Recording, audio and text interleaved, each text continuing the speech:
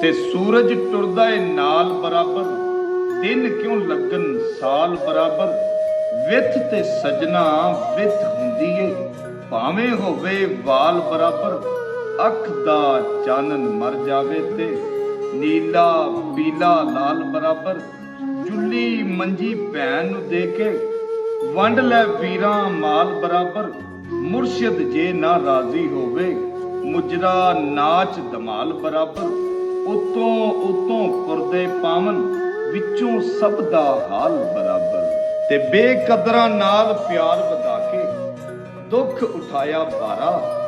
ਦਿਲ ਵੀ ਟੁੱਟਾ ਆਸ ਵੀ ਮੁੱਕੀ, ਜਾ ਓਏ ਬੇਕਦਰਾ ਯਾਰਾ।